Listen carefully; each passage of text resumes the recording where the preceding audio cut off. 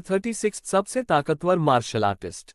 इस वक्त यशवंत के चेहरे पर बिल्कुल भी भाव नहीं थे, पर उनके चेहरे पर हल्का हल्का पसीना देखा जा सकता था। यशवंत ने बाहर का नजारा देखते हुए रुद्र से कहा, जब मैं जवान था मुझे उन 3 रहस्यमयी जगह में से एक जगह मिली थी। मैं उस रहस्यमयी जगह से भागना चाहता था, पर मैं उस तूफान के चपेट में आ गया। मुझे आज भी याद है, मैं हवा में उड़ रहा था, चारों तरफ बिजली कड़क रही थी और मेरे साथ जितने भी लोग हवा में उड़ रहे थे उनके ऊपर बिजली गिरने की वजह से वे सभी लोग मारे गए। यशवंत की बात सुनते हुए रुद्र ने अपने आप से कहा, सामान्य बिजली से हम जैसे मार्शल आर्टिस्ट को कुछ भी नहीं होता, पर लगता है ये जिस बिजली के बारे में बात कर रहे हैं वह कोई सामान्य बिजली नहीं है। यशवंत ने अपनी बात जारी करते हुए आगे कहा, मैं जब भी उस बारे में सोचता हूँ मेरी रूह कांप जाती है, मेरे दिल की धड़कन बढ़ जाती है और मुझे उस दर्द का एहसास होने लगता है जो दर्द मुझे उस दिन हुआ था। यशवंत की बात सुनकर रुद्र ने दर्द में होते हुए यशवंत के पास जाते हुए कहा, आप कैसे बचे? बिजली गिरने के बाद आपका बचना नामुमकिन था। रुद्र की बात सुनकर यशवंत ने रुद्र की तरफ देखते हुए कहा, वह बिजली सीधी मेरी आंख पर आकर गिरी। मुझे उस वक्त असनियत दर्द हो रहा था, मुझे ऐसा लग रहा था मेरी हर हड्डी टूट गई हो और मुझे किसी उबलते हुए तेल में जोक दिया हो। पर तुम मेरे अच्छे कर्म समझो या फिर किस्मत, मुझे एक मंत्र सुनाई देने लगा और जैसे जैसे मैं उस मंत्र को सुन रहा था मेरे ऊपर मेरा नियंत्रण नहीं रहा और मैं उस मंत्र को दोहराने लगा। जब मेरी आंख खुली मैं अपने परिवार के अंदर था। मुझे मेरे मास्टर उस जगह से उठाकर ले आए थे। उस जगह पर बहुत से लोगों की लाशें पड़ी थी, पर मेरे अलावा कोई भी जिंदा नहीं था। मेरे मास्टर ने मुझे बताया था उस जगह पर मर्द शरीर के अलावा कुछ भी नहीं था। वह रहस्यमय जगह भी अचानक से गायब हो गई थी। रुद्र ने बीच में टोकते हुए कहा, फिर आपको वह सुनहरी आंख कैसे मिली? यशवंत बोला, जब मुझे होश आया मेरी एक आंख की जगह ये सुनहरी आंख थी और मैंने भी उस सुनहरी आंख को इस्तेमाल करना शुरू कर दिया। जैसे जैसे मैं उस सुनहरी आंख को इस्तेमाल कर रहा था उस सुनहरी आंख की ताकत भी बढ़ रही थी और वह आंख भी कम ताकतवर नहीं थी। उस आंख की मदद से मैंने बहुत ज्यादा ताकतवर लोगों को हराया है। रुद्र ने पूछा, जब आपने इस आंखों को पहले भी इस्तेमाल किया है फिर आप इसे लेने से क्यों मना कर रहे हैं? यशवंत बोला, क्योंकि ये आंख मेरी किस्मत में नहीं थी। जब मास्टर राजेश ने मेरी इस आंख को धोखे से निकाला था तभी से मैं इस आंख को इस्तेमाल नहीं कर सकता था, क्योंकि इस आंख को इस्तेमाल करने के लिए मुझे एक मंत्र दोहराना पड़ता था और जैसे ही मास्टर राजेश ने इस आंख को निकाला था मैं उस मंत्र को भूल गया। अब मैं चाह कर भी इस आंख को इस्तेमाल नहीं कर सकता हूँ क्योंकि मुझे वह मंत्र याद नहीं। यशवंत की बात सुनकर रुद्र ने सोचते हुए अपने आप से कहा, इनकी सारी बात सुनने के बाद मुझे ऐसा लग रहा है उस जगह पर महान सम्राट अंधेरे के देवता का खजाना हो सकता है। महान सम्राट जिन्हें अंधेरे का देवता कहा जाता है, इस पूरी दुनिया के अंदर उनके जितना ताकतवर मार्शल आर्टिस्ट पैदा नहीं हुआ था। उनकी ताकत इतनी ज्यादा थी वे अपने एक ही उंगली के इशारे से पूरे राजगिरी महाद्वीप को खंडहर बना सकते थे। जब रुद्र से कौशिक परिवार के तीनों श्रेष्ठ ने उसके मास्टर के बारे में पूछा था उस वक्त रुद्र ने अपने मास्टर के बारे में बताया था कि उन्हें बहुत से लोग अंधेरे के देवता कहकर पुकारते हैं। हालांकि यह बात अलग थी, उन तीनों श्रेष्ठ को इस बारे में कुछ भी नहीं पता था और रुद्र ने अंधेरे के देवता का नाम इसलिए लिया था क्योंकि इस पूरी दुनिया के अंदर रुद्र का मास्टर एक ही शख्स बन सकता है और वह है अंधेरे का देवता जो बहुत पहले मर चुका था। रुद्र के पास जो प्राचीन किताब थी उस किताब को भी अंधेरे के देवता ने लिखा था, जिस किताब के चक्कर में रुद्र के पिछले जन्म में पूरी दुनिया उसके खिलाफ हो गई थी क्योंकि उस किताब को अंधेरे के देवता ने लिखा था और पूरी दुनिया उस किताब को पाना चाहती थी। यहाँ तक कि रुद्र का सबसे चाहता स्टूडेंट भी उस किताब को पाना चाहता था, पर रुद्र ने अपने स्टूडेंट से धोखा खाने के बाद उस किताब के साथ साथ अपने आप को भी खत्म कर लिया था और तभी रुद्र इस वाले रुद्र के शरीर में आया था। रुद्र ने अपने आप से कहा, मैंने सम्राट की उस प्राचीन किताब के अंदर पढ़ा था ये सुनहरी आंख बहुत ज्यादा ताकतवर है, इसे कोई भी नष्ट नहीं कर सकता। तभी मास्टर राजेश यशवंत से वह आंख चुराने के बाद नष्ट नहीं कर पाए। अब मेरे पास ये सुनहरी आंख है और उस प्राचीन किताब की सभी यादें भी। अगर मुझे किसी तरह उन 3 रहस्यमय जगह का खजाना मिल जाता है फिर मुझे ताकतवर बनने से कोई नहीं रोक सकता। इतना सोचने के बाद रुद्र के चेहरे पर हल्की मुस्कुराहट आ जाती है और वह चेयर पर बैठने के बाद आगे क्या करना है उस बारे में सोचने लगता है। 37 तुमने मुझे क्या खिला दिया? 1.5 महीने बाद, पूरे 1.5 महीने बाद रुद्र अपने कमरे से बाहर निकलता है। रुद्र को अपने सभी घाव ठीक करने में 1.5 महीने का समय लग गया था। कौशिक परिवार ने वर्मा परिवार को जो घर दिया था वह 2 मंजिला बड़ा था, जहां रुद्र पूरे 1.5 महीने ऊपर वाले कमरे के अंदर था और रुद्र को अपने सभी घाव को भरने में 1.5 महीने का समय इसलिए लगा था क्योंकि रुद्र को बाहरी चोट के साथ साथ अंदरूनी चोट भी लगी थी। बाहरी चोट को बहुत जल्दी भरा जा सकता है पर अंदरूनी चोट को ठीक होने में समय लगता है। जैसे ही रुद्र सीढ़ियों से नीचे आता है उससे अपने सामने सिमरन दिखाई देती है। सिमरन को देखकर रुद्र ने अपने आप से कहा, अवनी कहीं पर भी नहीं दिखाई दे रही, ये तो हर वक्त अवनी के साथ रहती है। जब रुद्र नीचे आ जाता है सिमरन की नजर रुद्र पर जाती है, जिसे देखते ही सिमरन वहां से तुरंत भाग जाती है। रुद्र भी अचानक से सिमरन को भागता हुआ देखकर हैरान था, पर तभी उसे कुछ याद आता है। रुद्र ने अपने आप से कहा, लगता है ये सब उस दिन की वजह से हो रहा है जब मैंने अवनी के साथ इसके भी कपड़े फाड़ दिए थे और मैं हर वक्त समर को भी मारता रहता हूँ। शायद इसी वजह से ये मुझे किसी शैतान से कम नहीं समझती है।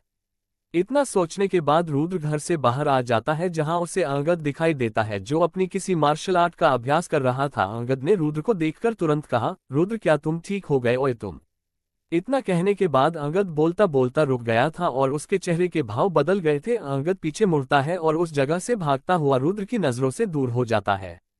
रुद्र अपनी जगह पर हक्का बक्का खड़ा था, उसे कुछ भी समझ में नहीं आ रहा था। एक पल के लिए रुद्र को ऐसा लगने लगा था जैसे कि वह किसी शैतान में बदल गया हो। रुद्र ने इस बारे में गंभीरता से सोचते हुए अपने आप से कहा, मैं जब भी किसी के साथ बात करता हूं मुझे उसके इरादे के बारे में तुरंत पता चल जाता है, पर आज मुझे कुछ भी समझ में नहीं आ रहा। मैंने अंगद का कुछ भी नहीं बिगाड़ा और वह भी मेरे साथ अच्छे से बात करता था, फिर वह यहाँ से क्यों भाग गया। इस बारे में काफी देर तक सोचने के बाद भी जब रुद्र को कुछ समझ में नहीं आया, उसने अपने आप से कहा, मैं भी किस बारे में सोच रहा हूँ। मैं अपने पिछले जन्म में महान सम्राट था, मैं हर वक्त यही सोचता रहता था अपने आप को कैसे ताकतवर बनाऊं, और आज मैं ये सब सोच रहा हूँ। इतना कहने के बाद रुद्र उस जगह से जाने लगा था, पर तभी रुद्र के सामने अवनी आ गई थी, जहां उसके पीछे सिमरन खड़ी थी। अवनी के हाथ में पीतल का बर्तन था जो पूरी तरह से ढका हुआ था। तभी अवनी ने उस पीतल के ढक्कन को खोलते हुए रुद्र से धीमी आवाज में कहा, रुद्र तुम इतने दिनों से ध्यान में बैठे हुए थे, इसलिए आज मैं तुम्हारे लिए बादाम किशमिश के लड्डू लेकर आई हूँ। अवनी की बात सुनकर रुद्र हल्का सा उन लड्डू को चखता है, जहां रुद्र को भी वे लड्डू बहुत ज्यादा पसंद आते हैं। रुद्र ने उन लड्डू की तारीफ करते हुए अवनी से कहा, ये लड्डू तो बहुत ज्यादा अच्छे हैं, क्या लोटस सिटी में इतने अच्छे लड्डू भी मिलते हैं।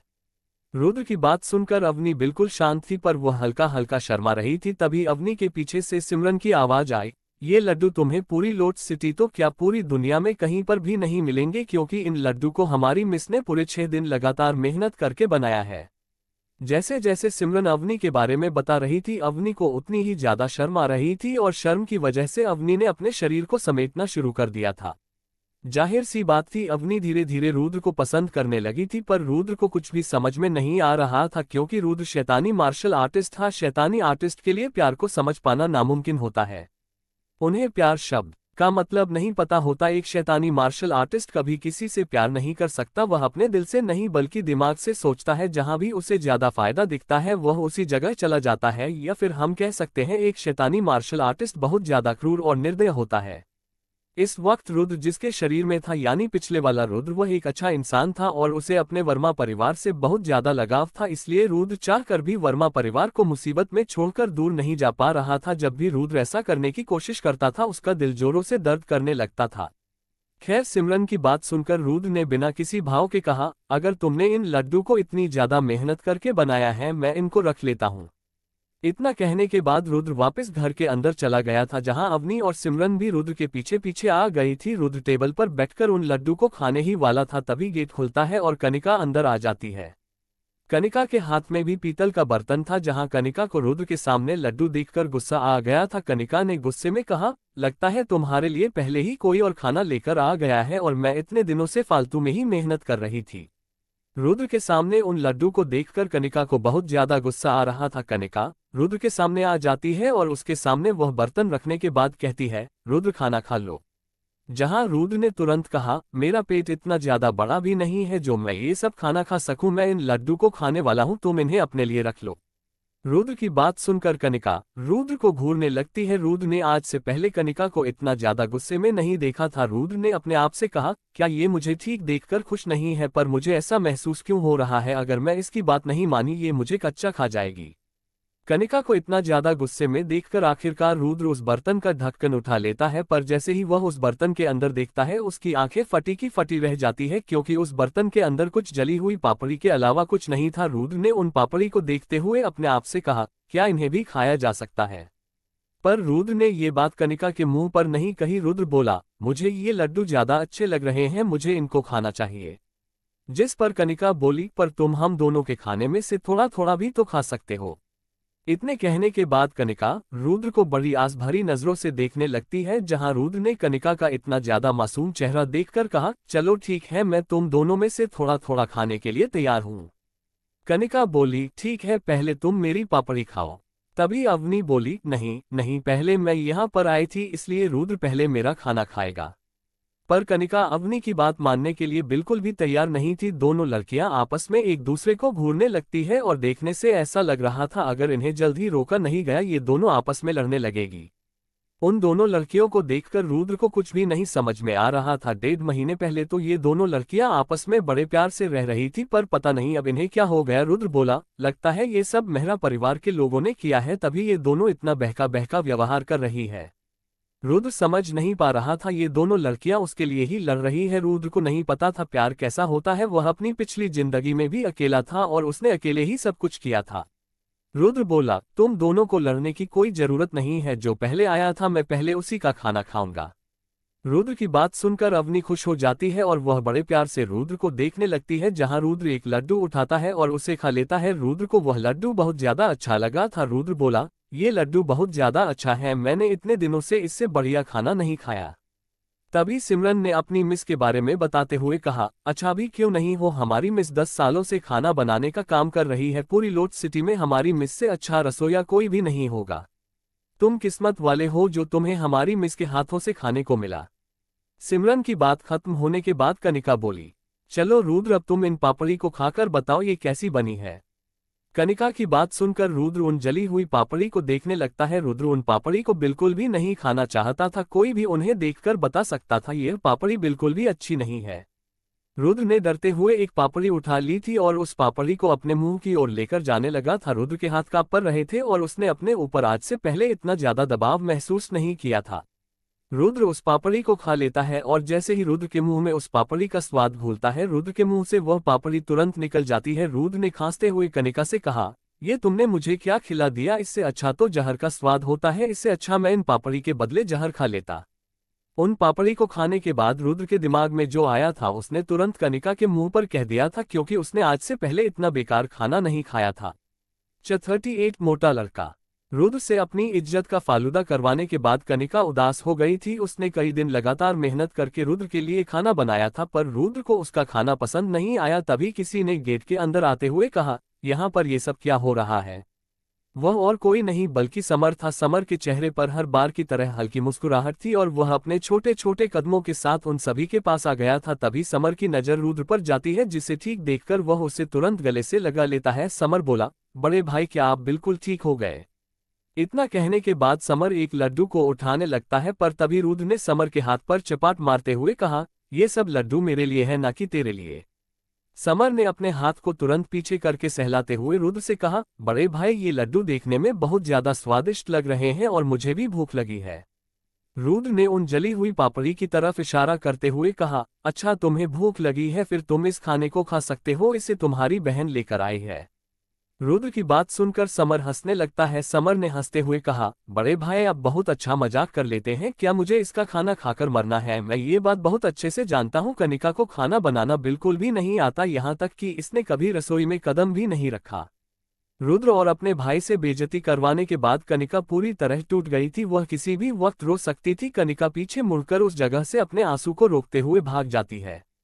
कनिका को उदास होकर इस जगह से भागता हुआ देखकर समर हैरान था। समर ने अपने कंधे उचकाते हुए सभी से कहा, क्या मैंने कुछ गलत कह दिया।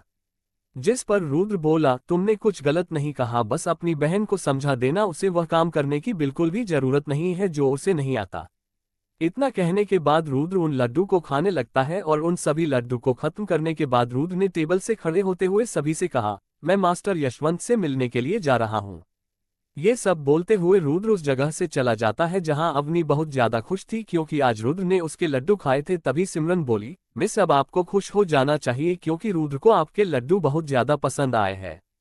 वैसे तो राजगिरी महाद्वीप बहुत ज्यादा बड़ा था, जिसके ऊपर राज परिवार और 7 राजसी परिवार की हुकूमत चलती थी, पर 7 राजसी परिवार को भी राज परिवार की बात माननी पड़ती थी, क्योंकि राज परिवार ने ही 7 राजसी परिवार को बनाया था। पूरे राजगिरी महाद्वीप पर कोई भी ऐसा नहीं था जो राज परिवार के आदेश को ना मानने की हिम्मत करता हो। राज परिवार भी बहुत ज्यादा बड़ा था, जिसके अंदर ताकतवर मार्शल आर्टिस्ट और बहुत महत्वपूर्ण इंसान आते थे, जिन्हें राज परिवार का मुखिया यानी सम्राट संभालता था, या फिर हम कह सकते थे पूरे राजगिरी महाद्वीप को सम्राट ही संभालता है। आज कौशिक परिवार के मुखिया और मेहरा परिवार के मुखिया अपनी अपनी अर्जी लेकर महल आए थे। इस वक्त वे दोनों बड़े से हॉल के अंदर बैठे हुए थे, जिसके अंदर 100 हाथियों को भी रखा जा सकता था। उस हॉल के अंदर बहुत सारी कुर्सियां और सामने सम्राट के बैठने के लिए सिंहासन रखा हुआ था। वह हॉल बहुत ज्यादा बड़ा था। कौशिक परिवार के मुखिया का नाम दिनेश कौशिक था और मेहरा परिवार के मुखिया का नाम अमरीश मेहरा था। दिनेश कौशिक दिखने में 40-50 साल के आदमी जैसा दिखाई देता था और वही अमरीश मेहरा देखने में थोड़ा डरावना दिखाई देता था, क्योंकि मेहरा परिवार के अधिकतर लोग शैतानी मार्शल आर्ट का ही अभ्यास करते थे, जिस वजह से वे लोग डरावने दिखने लगते थे। और अमरीश मेहरा की उम्र लगभग दिनेश मेहरा जितने ही थी। इस वक्त वे दोनों एक दूसरे के आमने सामने बैठे हुए थे और सम्राट के आने का इंतजार कर रहे थे। तभी सम्राट आ जाते हैं। सम्राट की उम्र बहुत ज्यादा हो गई थी और उनकी आंख अंदर तक धंस गई थी। कोई भी देखकर बता सकता था कि सम्राट ज्यादा दिन तक जीने नहीं वाले हैं, पर एक मार्शल आर्टिस्ट की जिंदगी सामान्य लोगों के मुकाबले में बहुत ज्यादा अलग होती है। एक मार्शल आर्टिस्ट जितना ज्यादा ताकतवर बनता जाएगा, उसकी उम्र भी उतनी ही ज्यादा बढ़ती जाएगी। और सम्राट को देखकर लग रहा था उन्होंने कई 100 साल अपनी जिंदगी के जी लिए हैं। सम्राट की कमर झुकी हुई थी और उनकी पूरी दाढ़ी सफेद हो चुकी थी। सम्राट को देखकर दिनेश और अमरीश दोनों अपने घुटनों पर आ जाते हैं और सम्राट को नमस्कार करने लगते हैं। जहां सम्राट ने अपने सिंहासन पर बैठने के बाद उन दोनों से कहा, तुम दोनों दो बड़े परिवार के मुखिया हो, मुझे समझ में नहीं आ रहा इस वक्त तुम दोनों यहाँ पर क्या कर रहे हो। जिस पर अमरीश मेहरा ने अपना सर ऊपर करते हुए सम्राट से कहा, मेरे महाराज, मैं यहाँ पर अपनी अर्जी लेकर आया हूँ। आज से 1.5 महीने पहले कौशिक परिवार वालों ने हमारे 2 श्रेष्ठ को मार डाला है। ये बात तो आप भी बहुत अच्छे से जानते हैं। हम सभी 7 बड़े परिवारों के बीच में समझौता हुआ था कि हम एक दूसरे को नहीं मार सकते, पर कौशिक परिवार वालों ने इस समझौते को तोड़ दिया है। अमरीश की बात खत्म होने के बाद दिनेश बोला, क्या तुम्हें सम्राट के सामने झूठ बोलने से डर नहीं लगता महाराज? जरा इससे पूछिए वे दोनों श्रेष्ठ हमारे इलाके में क्या कर रहे थे। उन दोनों श्रेष्ठ ने हमारे इलाके में आकर उस समझौते को तोड़ा है। तभी अमरीश थोड़ा गुस्से में बोला, तुम्हारे परिवार के स्टूडेंट ने हमारे श्रेष्ठ के स्टूडेंट को मारा था, इसलिए वे उस जगह पर पूछताछ करने के लिए आए थे। तुमने इसी बात का फायदा उठाकर उन्हें मार डाला। तुम्हें क्या लगता है मुझे कुछ भी समझ में नहीं आएगा? तुम ये सब 20 साल पहले जो कुछ हुआ था उसका बदला लेने के लिए कर रहे हो। अमरीश को 2 श्रेष्ठ के मरने पर बहुत ज्यादा गुस्सा आ रहा था, पर वहीं दूसरी तरफ दिनेश बिल्कुल शांत था, जैसे कि वह पूरी तैयारी करके आया हो। दिनेश बोला, कैसा बदला? क्या तुम उस बारे में भूल गए हो जब 3 साल पहले तुम्हारे लोगों ने हमारे श्रेष्ठ की एक आंख निकाल ली थी?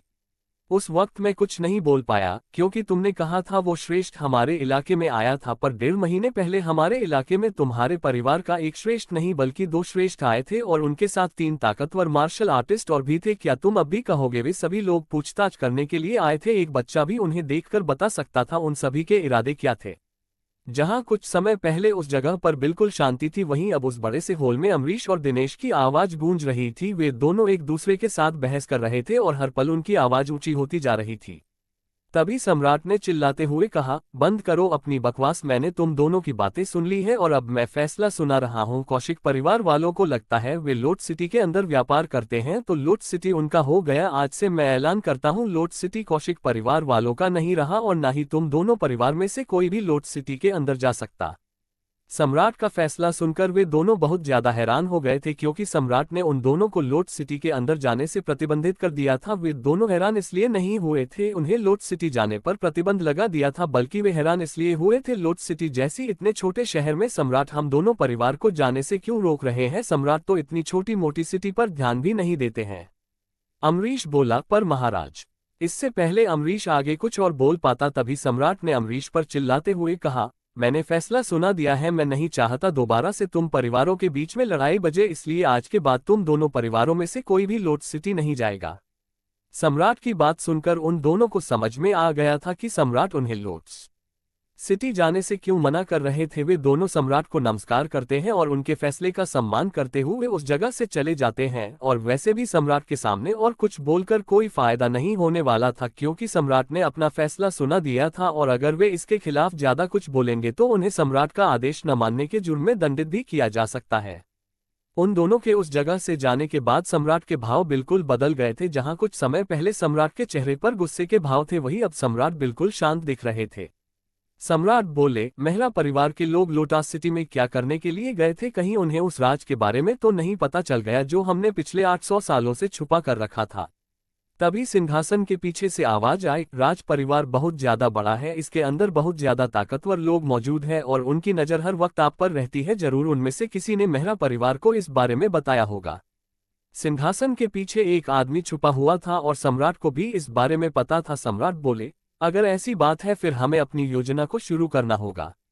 अगले दिन कौशिक परिवार रुद्र घूमने के लिए बाहर निकला था और जैसे ही वह दोबारा से कौशिक परिवार के अंदर जा रहा था, उस बहुत सारे आदमी दिखाई देते हैं जो एक डोली को घेर कर खड़े थे। उनमें से कुछ लोग मार्शल आर्टिस्ट लग रहे थे और कुछ लोगों ने शाही कपड़े पहन रखे थे। तभी उस डोली के अंदर से एक लड़का बाहर निकलता है जिसकी तोंद देखकर रुद्र के मुंह से निकला, यह इंसान है या फिर दानव? क्या कोई इंसान भी इतना ज्यादा मोटा हो सकता है? उस मोटे लड़के की उम्र रुद्र जितनी थी, पर उसने शाही कपड़े पहन रखे थे। कोई भी उस मोटा को देखकर बता सकता था कि वह मोटा कितना ज्यादा अमीर है। रुद्र ने उस मोट को ध्यान से देखा और फिर अपने आप से कहा, कुछ भी हो पर इस मोटे की ताकत मुझसे ज्यादा है। मैं दूसरे सितारे के 5वें स्तर पर हूँ और वही यह मोटा दूसरे सितारे के 7वें स्तर पर है। यह मोटा ही नहीं, इसके साथ जितने भी लोग हैं वे सभी दूसरे सितारे के 7वें स्तर पर है। लगता है ये सभी राजसी परिवार में से है। रुद्र कुछ देर उसी जगह पर खड़ा रहता है, पर वे लोग अभी तक कौशिक परिवार के अंदर नहीं गए थे। रुद्र बोला, लगता है ये लोग कौशिक परिवार वालों को नहीं जानते हैं, वरना अभी तक ये लोग अंदर जा चुके होते। इतना सोचने के बाद रुद्र कौशिक परिवार के अंदर जाने लगता है, पर तभी पीछे से उस मोटे लड़के ने रुद्र के पास आते हुए कहा, दोस्त क्या तुम कौशिक परिवार वालों को जानते हो? उस मोटे के चेहरे पर हल्की मुस्कुराहट थी और उसके इरादे कहीं से भी रुद्र को परेशान करने के बिल्कुल भी नहीं थे। रुद्र बोला, मैं कौशिक परिवार वालों को अच्छे से नहीं जानता, पर मेरी इनके साथ थोड़ी बहुत पहचान है। रुद्र की बात सुनकर उस मोटे की मुस्कुराहट और भी ज्यादा बड़ी हो जाती है। वह मोटा बोला, बहुत बढ़िया, इसका मतलब तुम अंदर जा सकते हो। अंदर जाकर तुम्हें मिस जानवी को मेरा संदेश देना है कि मोटू तुम्हारा बाहर इंतजार कर रहा है। जब तक तुम नहीं आओगी वह मोटू कहीं नहीं जाएगा। 39 राजीव का प्यार। उस मोटे की बात अभी तक खत्म नहीं हुई थी। उस मोटे ने आगे कहा, और हाँ, उसे कह देना जब तक वह बाहर नहीं आएगी मैं यहाँ से कहीं नहीं जाऊंगा। उस मोटे की बात सुनकर रुद्र को समझने में ज्यादा वक्त नहीं लगा कि यह मोटा जानवी का आशिक है। रुद्र बहुत जोर से हंसना चाहता था, पर उसने अपनी हंसी दबाकर रखी। अपने आप को सामान्य करने के बाद रुद्र बोला, ठीक है, मैं आपके बारे में मिस जानवी को बता दूंगा। जहां रुद्र की बात सुनकर उस मोटे की खुशी का ठिकाना नहीं था। वह मोटा बोला, धन्यवाद दोस्त मेरी मदद करने के लिए। उस मोटे की बात सुनकर रुद्र कौशिक परिवार के अंदर चला जाता है। रुद्र ने अंदर आने के बाद अपने आप से कहा, अच्छा हुआ मैं उस मोटे के ऊपर नहीं हंसा। वैसे मैं उस मोटे के ऊपर हंस सकता था, पर मुझे फालतू में किसी राजसी परिवार के लड़के से पंगा नहीं लेना। वह मोटा मेरे से 1 या 2 साल बड़ा होगा, फिर भी उसकी ताकत दूसरे सितारे के 7वें स्तर पर है। इतनी कम उम्र में इतने ऊंचे स्तर पर पहुंचना बहुत बड़ी बात है। जरूर यह मोटा अपने परिवार का सबसे खास आदमी होगा, मुझे उसके साथ दोस्ती करनी चाहिए। इतना सोचने के बाद रुद्र कौशिक परिवार के बिल्कुल बीच में मौजूद इमारत की ओर जाने लगता है। लोट सिटी के अंदर कौशिक परिवार कई एकड़ जमीन के अंदर फैला हुआ है, जहां कौशिक परिवार के एरिया में बहुत सारे घर आते हैं जिनके अंदर सभी सिपाही रहते हैं। कुछ घर ऐसे भी हैं जिनके अंदर कुछ खास लोग ही रह सकते हैं, जैसे मास्टर यशवंत, जानवी और सार्थक। फिलहाल वर्मा परिवार जिस घर के अंदर रहता है वह भी कौशिक परिवार के खास घरों में से एक है। मास्टर यशवंत कौशिक परिवार के बिल्कुल बीच में मौजूद इमारत के अंदर रहते हैं, जो 4 मंजिला बड़ी है, और रुद्र इस वक्त मास्टर यशवंत से मिलने के लिए उसी जगह पर जा रहा था।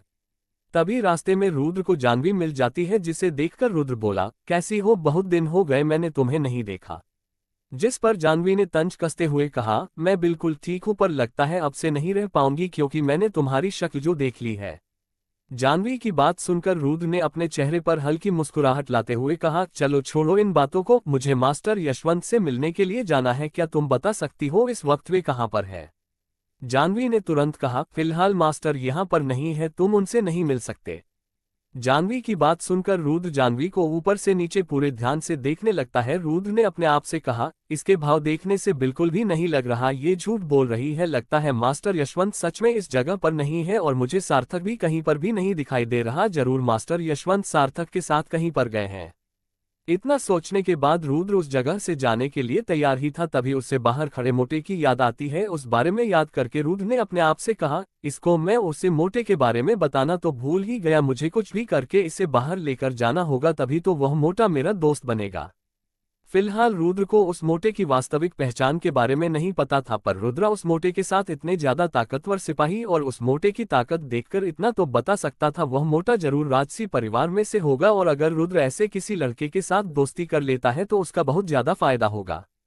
सब कुछ सोचने के बाद रुद्र अपने मुंह पर हाथ रखकर हंसी रोकने का नाटक करने लगता है और फिर जोर जोर से हंसने लगता है। जानवी भी रुद्र को पागलों की तरह हंसता हुआ देखकर हैरान थी। जानवी ने सोचते हुए कहा, इसे क्या हो गया, ये पागलों की तरह क्यों हंस रहा है। जानवी बोली, क्या हुआ, तुम क्यों हंस रहे हो, और हाँ, मुझसे झूठ बोलने की कोशिश मत करना। जिस पर रुद्र बोला, असल में बात यह है, बाहर एक बहुत प्रतिभाशाली लड़का खड़ा है और वह बहुत ज्यादा सुंदर है। मैंने आज से पहले लोट सिटी के अंदर उस लड़के से ज्यादा सुंदर कोई भी नहीं देखा और वह तुम्हारा इंतजार कर रहा है। उसने मुझसे कहा था अगर तुम बाहर नहीं जाओगी तो वह तुम्हारा कई दिनों तक इंतजार करने के लिए भी तैयार है। रुद्र की बात सुनकर जानवी एकदम समझ जाती है कि बाहर कौन खड़ा है। इससे पहले जानवी कुछ कर पाती तभी रुद्र ने जानवी को छेड़ते हुए कहा, चलो अब बता भी दो कौन है वो, क्या तुम दोनों आपस में प्यार करते हो। रुद्र की बात सुनकर जानवी बहुत ज्यादा शर्मिंदा हो रही थी और साथ में उसे उस मोटे पर भी गुस्सा आ रहा था। जानवी अपना गुस्सा उतारने के लिए सीधा गेट के बाहर चली जाती है जहां उसे वह मोटा दिखाई देता है। उस मोटे के पीछे 12 सिपाही भी मौजूद थे जो आसपास नजर रख रहे थे। जानवी ने गुस्से में कहा, राजीव, मैंने तुम्हें पहले भी कहा था मैं तुम्हें पसंद नहीं करती हूँ, फिर तुम बार बार क्यों यहाँ पर आ जाते हो। जानवी को गुस्से में देखकर राजीव की शक्ल रोने जैसी हो जाती है। उसने बड़ी मासूमियत से जानवी को कहा, मिस जानवी, जब मैंने आपको अपने प्यार का इजहार किया था उस वक्त मैं 12 साल का था और अब मैं 20 साल का हो गया। इन 8 सालों के अंदर मैंने आपको 1000 बार पूछा होगा और आप हर बार मुझे ठुकरा देती है। इतने सालों के अंदर तो पत्थर भी पिघल जाता है, क्या आपका दिल अभी तक नहीं पिघला। तभी पीछे से रुद्र की आवाज, जिसने जानवी और राजीव के पास आते हुए कहा, तुम चिंता मत करो मिस जानवी, का दिल तुम्हारे लिए जरूर पिघलेगा। मिस जानवी को तुम्हारे जैसे इतने धैर्यवान लड़के बहुत ज्यादा पसंद है। तुम कुछ दिन और इंतजार करो, देखना मिस जानवी जरूर मान जाएगी। रुद्र की बात सुनकर जानवी को बहुत ज्यादा गुस्सा आ रहा था। उसने गुस्से में सोचते हुए कहा, पहले ये मोटा कम था जो अब परेशान करने के लिए ये भी आ गया और इसके सामने में कुछ बोल भी नहीं सकती क्योंकि ये बहुत ज्यादा चालाक है, पर मेरे पास भी एक तरीका है जो मैं इसे इसी के जाल में फंसा दूंगी। इतना सोचने के बाद जानवी अपने चेहरे पर हल्की मुस्कुराहट ले आती है और शर्माते हुए राजीव से कहती है, देखो मैं तुम्हें बहुत अच्छी तरह से समझाती हूँ, हम दोनों बचपन में एक साथ खेला करते थे, हम दोनों ने बहुत अच्छा वक्त बिताया, पर अब मैं बड़ी हो गई हूँ और मुझे किसी और के साथ प्यार हो गया। अब मेरे दिल में वह लड़का बसा है। जानवी की बात सुनकर राजीव को बहुत ज्यादा गुस्सा आ गया था। राजीव का मासूम चेहरा किसी पागल गुस्सैल आदमी में बदल गया था। राजीव ने गुस्से में चिल्लाते हुए कहा, मुझे उस कमीने के बारे में बताओ, मैं उसे जिंदा नहीं छोड़ूंगा। रुद्र को भी समझ में आ रहा था कि जानवी क्या करना चाहती है, पर वो कुछ नहीं कर सकता था। रुद्र ने अपने आप से कहा, लगता है अब मैं फंसने वाला हूँ। रुद्र के इतना सोचते ही जानवी रुद्र को घूर कर देखने लगती है, जहां जानवी को ऐसा करते ही राजीव भी रुद्र की तरफ देखने लगता है। रुद्र ने अपने आप से कहा, मुझे इस झमेले में नहीं पड़ना चाहिए था। इस लड़की ने मेरी पूरी योजना पर पानी फेर दिया और साथ में फंसा अलग दिया। चौफौटी गंदी चाल। रुद्र राजीव के साथ बिल्कुल भी दुश्मनी नहीं मोल सकता था। हालांकि यह बात अलग थी, अभी तक रुद्र को यह नहीं पता चला था कि राजीव कौन से परिवार से आता है, पर रुद्र इतना जानता था, वह अपने सामने खड़े उस मोटे राजीव से बिल्कुल भी पंगा नहीं ले सकता। रुद्र ने पहले से ही 7 राजसी परिवार में से मेहरा परिवार के साथ दुश्मनी मोल ली थी और रुद्र एक और राजसी परिवार के साथ दुश्मनी नहीं मोल सकता था। राजीव को भी समझने में ज्यादा वक्त नहीं लगा था कि जानवी का इशारा किस ओर है। मुझे अब समझ में आया, तू कौशिक परिवार के अंदर ऐसे क्यों जा रहा था जैसे कि वह जगह तेरी है। ऐसा इसलिए था क्योंकि तू जानवी से प्यार करता है। राजीव ने रुद्र का गिरबान पकड़ लिया और उसे घूर कर देखा। रुद्र ने इनकार करते हुए कहा, अरे भाई मेरी बात सुनो, ये सब गलतफहमी है। राजीव की आंखें गुस्से से लाल थी और उसे देखने से ऐसा लग रहा था जैसे कि किसी ने उसके पिता की हत्या कर दी हो। राजीव को इतने गुस्से में देखकर रुद्र ने अपने आप से कहा, लगता है अब मुझे इसको शांत करने के लिए जानवी की मदद लेनी होगी। अभी रुद्र इसी बारे में सोच रहा था, पर तभी राजीव ने जो कहा उसे सुनकर रुद्र बहुत ज्यादा हैरान हो गया। मिस जानवी, ऐसा इस कमीने के अंदर क्या है जो मेरे पास नहीं? आप कैसे मेरे जैसे सुंदर प्रतिभाशाली इंसान की तुलना इस चूहे से दिखने वाले लड़के के साथ कर सकती है? राजीव की बात सुनकर रुद्र का गड्ढा खोद कर दफन होने का जी कर रहा था। रुद्र को अब समझ में आया जानवी ने इस मोट को इतनी बार इनकार क्यों किया, क्योंकि ये मोटा बाकी सभी की तरह अहंकारी बिल्कुल भी नहीं था। अगर यह मोटा अहंकारी होता जानवी अपनी पहुंच का इस्तेमाल करके पहले ही इस मोट को अपने रास्ते से हटा चुकी होती, पर यह मोटा बाकी लोगों की तरह बिल्कुल भी नहीं था, जिस वजह से जानवी को भी इस मोट को सहन करना पड़ रहा था। राजीव की बात सुनने के बाद भी जानवी के पास राजीव के सवाल का कोई जवाब नहीं था, बस वह एक जगह पर खड़ी होकर अपनी नजरें छुपा रही थी। तभी जानवी ने बात को खत्म करते हुए कहा, चलो छोड़ो, वैसे तुम यहाँ पर क्या करने के लिए आए हो? तुम्हारा राज परिवार तुम्हें कभी बाहर निकलने नहीं देता, जरूर तुम यहाँ पर किसी जरूरी काम के लिए आए होंगे, इसलिए मेरे साथ वक्त बर्बाद करने से बढ़िया अपने उस काम को करो। मेरा कोई भी काम तुमसे ज्यादा जरूरी नहीं है और मैंने बड़ी मुश्किल से बहुत विनती करके इस काम को लिया है ताकि मैं तुमसे मिल सकूं। इतना कहने के बाद राजीव ने रुद्र की ओर देखा और कहा, चलो आपस में युद्ध करते हैं, आज मैं तुझे मारकर यह साबित कर दूंगा तुम इस जानवी के लिए बिल्कुल भी लायक नहीं है। मार्शल आर्ट की दुनिया में ताकतवर को ही सर्वश्रेष्ठ माना जाता है, चाहे वह दिखने में कैसा भी हो। अगर कोई कमजोर इंसान दिखने में कितना भी अच्छा हो, फिर भी उसके साथ कीड़े की तरह बर्ताव किया जाएगा। रुद्र ने राजीव को ऊपर से नीचे देखा और फिर उसकी मन ही मन में तारीफ करते हुए कहा, ये लड़का पहला है जिसने मुझे चिल्लाकर अपने परिवार के बारे में नहीं बताया। रुद्र को राजीव की यह बात बहुत अच्छी लगी थी कि उसने लड़ने से पहले अपने परिवार का बखान नहीं किया, वरना सभी लोग लड़ने से पहले अपने सर्वश्रेष्ठ परिवार के बारे में बताते हैं कि हमारे परिवार इतना ज्यादा बड़ा है और आज तक जिस किसी ने भी हमारे परिवार के साथ पंगा लिया वह जिंदा नहीं बचा। रुद्र को धीरे धीरे राजीव का व्यवहार पसंद आ रहा था। राजीव की बातें सुनकर एक सिपाही ने राजीव के पास आते हुए कहा, आप इस लड़के को हमें संभालने दीजिए, हम आपके ऊपर एक भी खरोच नहीं लगने दे सकते। शांत। इससे पहले वह सिपाही आगे कुछ कह पाता तभी राजीव बोला, मैं मिस जानवी के साथ शादी करने वाला हूं, अगर मैं अपनी बीवी की ही रक्षा नहीं कर सकता फिर मैं सच्चा मर्द नहीं कहलाऊंगा, और वैसे भी ये मेरी इज्जत का सवाल है, अगर मैं नहीं लड़ा मेरा आगे चलकर मजाक बनाया जाएगा और मिस जानवी मुझसे और भी ज्यादा नफरत करेगी। राजीव की बात सुनकर जानवी कुछ नहीं कहती, बस वह दूसरी तरफ देखने लगती है। रुद्र को राजीव की बातें बिल्कुल सही लगी, इसलिए उसने मुस्कुराते हुए मन ही मन में राजीव की प्रशंसा की। रुद्र बोला, ठीक है, मैं आपके साथ युद्ध करने के लिए तैयार हूं, पर तुम्हारे सभी सिपाही मुझसे बहुत ज्यादा ताकतवर है, अगर तुम हारने लगे ये मुझे मार डालेंगे। मैं चाहता हूं इस युद्ध के बीच में कोई भी अपनी टांग नहीं अड़ाए। क्या तुम्हें मेरी बात पर बिल्कुल भी विश्वास नहीं? मैंने तुम्हें कहा ना, ये द्वंद्व सिर्फ हम दोनों के बीच में होगा। रुद्र की बात सुनने के बाद राजीव और भी ज्यादा गुस्सा हो गया। रुद्र बोला, मुझे तुम्हारी बात पर विश्वास है, पर क्या तुम्हारे सभी सिपाही आपको हरता हुआ देख पाएंगे? जब मैं तुम्हें मारूंगा ये सिपाही अपने आप को नहीं रोक पाएंगे और मुझे नहीं लगता उस वक्त ये तुम्हारे आदेश भी मानेंगे, इसलिए मैं अपनी जान जोखिम में नहीं डालना चाहता। रुद्र की बात सुनकर राजीव एक पल के लिए सोच में पड़ गया, फिर उसने उन सभी सिपाहियों की ओर देखा और कहा, अगर तुम में से किसी ने भी अपना एक भी कदम आगे बढ़ाया मैं उसे मार डालूंगा। इतना कहने के बाद राजीव रुद्र की ओर मुड़ा और कहा, चलो मैं तुम्हें जगह चुनने का मौका देता हूं, मुझे ऐसी जगह पर लेकर चलो जहां हम दोनों को परेशान करने वाला कोई भी नहीं हो। उस जगह पर हम दोनों के साथ मिस जानवी भी चलेगी और मैं तुम्हें इस बात का आश्वासन देता हूं उस जगह पर मेरा कोई भी सिपाही नहीं आएगा। राजीव की बात सुनकर रुद्र के चेहरे पर मुस्कुराहट आ गई। तभी जानवी ने रुद्र का हाथ पकड़कर उसे अपनी ओर मोड़ते हुए कहा, तुम ये क्या कर रहे हो? क्या तुम सच में इसके साथ लड़ाई करना चाहते हो? अगर इसे कुछ हो गया कौशिक परिवार भी तुम्हारी कोई मदद नहीं कर पाएगा। रुद्र ने अपना सहमति में सर हिलाया और कहा, मैं जानता हूं पर यह मोटा दिल का बुरा नहीं है।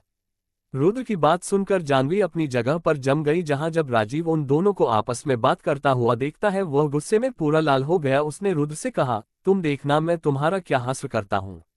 रुद्र राजीव को जंगल के बीचों बीच एक खुले एरिया में लेकर आ गया। रुद्र की नजर सभी सिपाहियों पर भी थी कि वे चुपके से राजीव के पीछे तो नहीं आ रहे, पर रुद्र हैरान था, कोई भी सिपाही राजीव के पीछे नहीं आ रहा था, जैसे कि राजीव के शब्दों ने उन सभी सिपाहियों के ऊपर जादू कर दिया हो। रुद्र ने अपने चेहरे पर हल्की मुस्कुराहट लाई और राजीव से कहा, मैं तुम्हारी दिल से सराहना करता हूं, तुमने मुझसे लड़ने के लिए अपने किसी भी सिपाही का इस्तेमाल नहीं किया। मैं अपनी बात पर हमेशा खड़ा रहता हूं और वैसे भी ये मेरे और मिस जानवी के बारे में है, मैं इसे बिल्कुल भी हल्के में नहीं ले सकता। और हाँ, तुम्हें भी मेरी एक बात माननी पड़ेगी, अगर तुम हार जाते हो फिर कभी भी मिस जानवी को अपना चेहरा मत दिखाना। रुद्र ने अपने चेहरे पर शैतानी हंसी लाते हुए कहा, क्या तुम बिल्कुल भी चिंतित नहीं हो? क्या पता मैंने इन झाड़ियों के पीछे अपने कुछ लोगों को छुपा कर रखा होगा और वे लोग तुम्हें जान से भी मार सकते हैं। रुद्र की बात सुनकर राजीव की भौहें सिकुड़ गई और वह उल्लू की तरह आसपास देखने लगा और जब उसे विश्वास हो गया कि आसपास कोई नहीं है वह बोला, मुझे इससे कोई फर्क नहीं पड़ता और तुम्हें क्या लगता है क्या मिस जानवी ऐसे लड़के के साथ प्यार करेगी जो किसी को धोखे से मारना जानता हो और हाँ तुम्हारे साथ कितने भी लोग क्यों ना हो मुझे इससे फर्क नहीं पड़ता क्योंकि आज तुम हारने वाले हो। हाँ हाँ हाँ तुम बहुत ज्यादा बहादुर हो पर अब इस युद्ध को शुरू करते हैं। रुद्र हंसा। इससे पहले रुद्र अपनी आंखें खोलकर राजीव को देख पाता तभी वह एक मूके को अपने बहुत ज्यादा करीब देखता है। रुद्र उस मूके से बचने के लिए जल्दी पीछे हटा पर रुद्र ने प्रतिक्रिया करने में वक्त लगा दिया और वह मुक्का सीधे रुद्र के मुंह पर आकर लगा। उस मूके का प्रभाव इतना ज्यादा था रुद्र उड़ता हुआ दूर जाकर गिरा और उसका दाहिना गाल लाल हो गया। मुझे लगा तुम बहुत ज्यादा मासूम हो, रुद्र ने खड़े होने के बाद तंज कसते हुए कहा। राजीव ने जवाब दिया, अरे अभी अभी तुमने ही तो कहा था कि चलो शुरू करते हैं और वैसे भी यह मिस जानवी का सवाल है और तुम ये बात बहुत अच्छे से जानते हो प्यार और जंग में सब जायज है, युद्ध के अंदर कोई नियम और कोई भी व्यक्ति सम्मानित नहीं होता। रुद्र ने राजीव को ध्यान से देखा और फिर उसकी बात को सहमति देते हुए सर हिलाया। रुद्र ने अपने आप से कहा, मुझे तो लगा था यह मोटा बहुत ज्यादा मासूम है पर यह तो बहुत ज्यादा चालाक निकला, बाहर से देखने पर यह बिल्कुल भी वैसा नहीं लगता। राजीव बोला, क्या हुआ, क्या अब तुम्हें मुझसे डर लग रहा है? अगर तुम मुझसे युद्ध नहीं करना चाहते तो तुम मना कर दो और वैसे भी जितनी ताकत तुम्हारे पास है तुम मुझे नहीं हरा पाओगे। राजीव की बात सुनकर रुद्र के चेहरे पर शैतानी हंसी आ जाती है। रुद्र बोला, तुम ठीक कह रहे हो, मुझे तुम्हारी बात मान लेनी चाहिए, तुम्हारी ताकत मुझसे ज्यादा है। इससे पहले रुद्र कुछ बोल पाता तभी वह बहुत ज्यादा हैरान हो जाता है। रुद्र ने राजीव के पीछे देखते हुए कहा, मिस जानवी जल्दी अपने आप को ढको, तुम्हारे कपड़े आगे से फटे हुए हैं। रुद्र की बात सुनकर राजीव जल्दी से पीछे मुड़कर देखता है और रुद्र ने इसी मौके का फायदा उठाते हुए राजीव के मुंह पर लात दे मारी। जब रुद्र ने कहा कि जानवी के कपड़े फटे हुए हैं, राजीव जानता था कि रुद्र झूठ बोल रहा है पर वह अपने आप को नहीं रोक पाया और उसने पीछे मुड़कर देखा। जानवी भी रुद्र का सारा कारनामा देख रही थी और रुद्र को इतनी गंदी चाल चलते हुए देखकर जानवी का चेहरा शर्म से लाल हो गया। जानवी के मुंह से निकला, कमीना कहीं का। रुद्र से मार खाने के बाद राजीव 1.5 मीटर दूर जाकर गिरा और रुद्र को इतनी गंदी चाल चलते हुए देखकर राजीव को भी गुस्सा आ गया। राजीव ने खड़े होने के बाद गुस्से में रुद्र से कहा, तुम्हारी हिम्मत कैसी हुई मिस जानवी के बारे में ऐसा बोलने की, अब मैं तुम्हें नहीं छोड़ूंगा। कुछ ही पल के अंदर रुद्र ने राजीव को बहुत ज्यादा गुस्सा दिला दिया और वह गुस्से में रुद्र की ओर बढ़ा।